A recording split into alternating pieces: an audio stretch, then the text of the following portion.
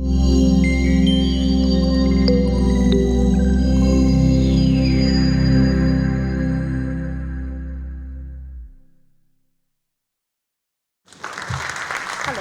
I'm Jenna. I currently work actually up at the Louis Bar at the Rialto, connected with Vitamond, in charge of product development there, so sourcing new products and essentially just giving you my little twist on how you can essentially make me buy your stuff. So let's see, that's me.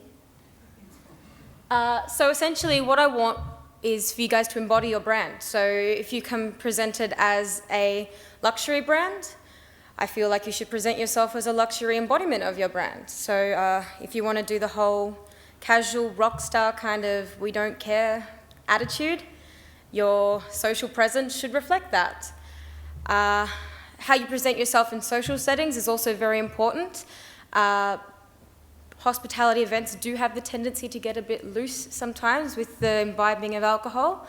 So if you're being mindful of that, you know, people do notice your actions and how you present yourself in all those situations. Just let your passion shine. If you're not excited about your product, how can I be excited to sell it? We love stories behind products, essentially, so if it's a mass-produced brand, sure, we usually sell those for a different reason than we do when we're selling products that we feel passionately about, which that passion usually comes from you guys showing us that. How do you do that? Be generous, just in all aspects. Be generous with your time, whether it's we call you up and say, hey, have you got anything going on? Tell me a bit more about your certain products. Customer service. So, you know, be generous not just with your product. Of course, we love free stuff. Everyone does. And especially if you're talking about alcohol, it will be drunk. There will not be nothing left behind if you give those to bartenders or sommeliers. They will be tried. From a perspective, we are more likely to sell your product. Online presence. I know a lot has been spoken about social media lately. Never underestimate the power of a solid Instagram, Twitter, or Facebook. A lot of your bar staff, which are your foot soldiers out there selling your product on an on-premise basis, are very adept with your social media. So we're going to be looking up your Instagrams, and if we see subpar stuff that we're not quite sold on, it does have a little influence on how we think. Twitter or Facebook, don't oversaturate us. We don't want to see an update every single day on what you're doing. Hey, I drank this same product at this bar, and then this bar, and then this bar.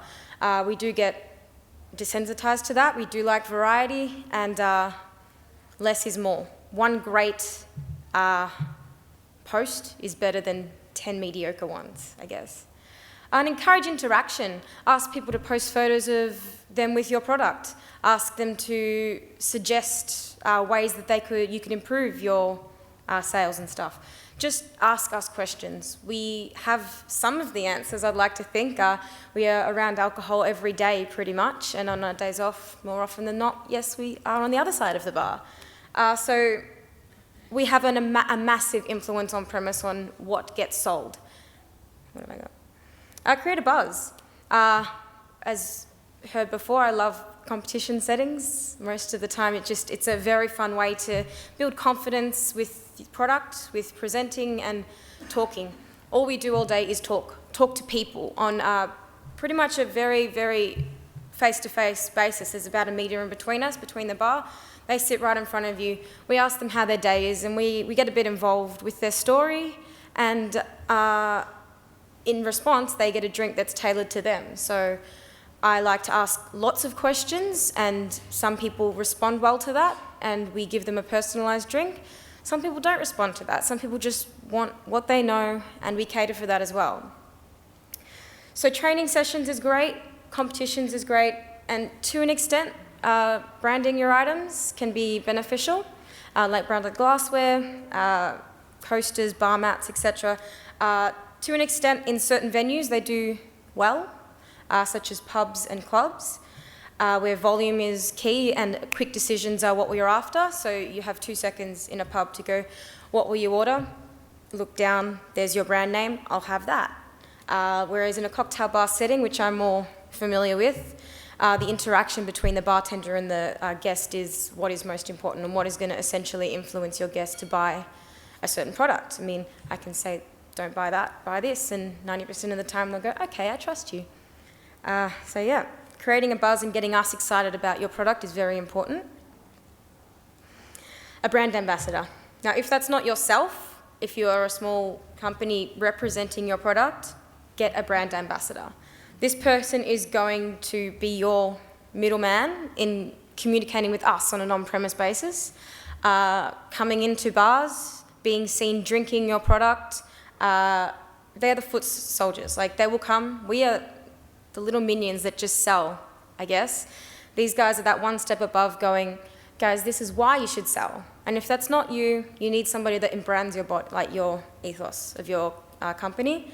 And that goes in with what I previously said about embodying what you guys stand for as your brand.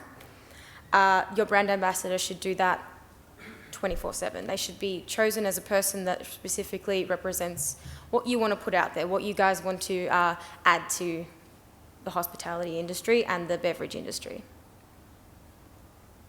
Listen to us, I guess, is a big part of it. Encourage feedback. So the transaction doesn't end once you've sold your product to a venue. I mean, how are we selling it? What are we using it in? You know, how can you use how we're selling your product to benefit you? Like, are we using it in cocktails? Is it predominantly a mixer spirit? I'm talking mostly about spirits here. Is it a shot, drunk neat? Is it something that people do as a luxury brand? So just have a little consult with some of your people that you are selling your product to, and how do we like selling it? We do have a lot of recommendations, and people kind of tend to fall into a rhythm when they are doing service, probably 12 hours a day, every day. There are fallback products that we like to just rely on, and if you can make yourselves one of those fallback products, you're going to make a lot of people happy. So under promise, over deliver. Just always go that extra mile. Don't promise something you can't do. Don't say, I can give you 5 cases of product and then go, oh, I ran out, sorry. You know, that does happen sometimes, but if you're under promise, you know, over delivering, you're just going to be fantastic, you know. We sold 2 cases of your product last week. Do you have any more? Certainly. Here it is. Is going to elicit a much more positive response than going, sorry guys, ran out.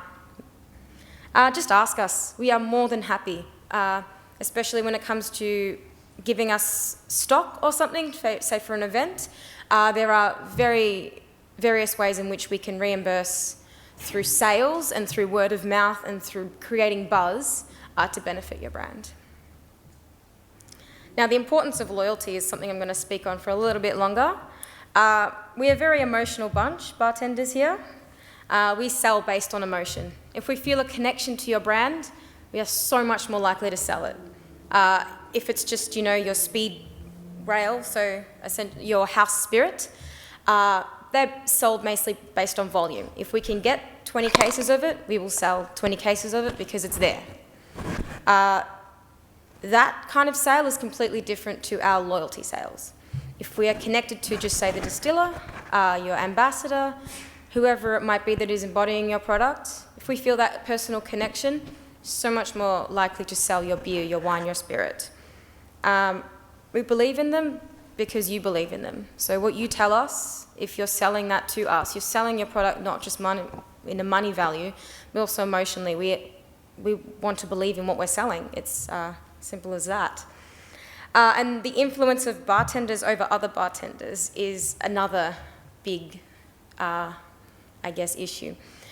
We are a very tight-knit community, so there's a lot of he said, she said kind of things, and if one negative, like all it takes is one negative, I guess, to start a chain reaction, which there was something similar that happened recently, where something got blown out of proportion. It may or may not have been a factual event, but the influence of bartenders over other bartenders blew up that situation, and, you know, what essentially is a great product was tainted with this image of one person's negative experience with it. So it doesn't matter if you personally like or don't like somebody. When you are talking about brands, loyalty is very important, and that embodies all of the little things I'm trying to talk about, which is just be there for your foot soldiers, which are us, selling your product. We do it day in, day out, and we know what people want. We do see a very big change in especially beer drinking recently. In the last couple of years, you do have your stock standard Australian brands. There's about 5. With the craft beer movement, you see a lot of people going to your smaller, more bespoke kind of brands. And then you'll see the other side of that with people going, if I don't have this, this, or this, I'm not happy. So trying to get that little middle step where it's something familiar, but a little bit out of their comfort zone, we are trying. So we do recommend something similar, a little bit out of their comfort zone, just to grow people. So whether that be wine varietals, for example, there's a time where it was just your Sauv Blanc, your Chardonnay, your Pinot. People are getting a bit more experimental, and if we can relate that back to, if you like this, you may like that. People are starting to be more receptive to that, and I find that's a very positive way to grow your brand by relating it back to what people know. Because we are creatures of habit, and when we are drinking, it's a fun environment. It's a relaxed, mostly sociable, celebratory event.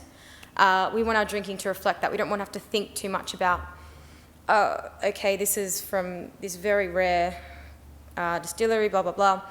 If it's there, it's in front of us, I can encapsulate in a couple of sentences what it is, what it's about, and sell it in that couple of sentences. People are more likely to go, sure, I'll give it a shot, or no, not for me. So if you can condense that all down and then put all those points together, us, as your loyal foot soldiers, will grow your brand with our loyal customer base that frequent our bars, and in return, hopefully, build better relationships with you guys to the consumer. So think of us as your loyal friends, and hopefully we can help you. So don't be afraid to ask us, and thank you. Cheers.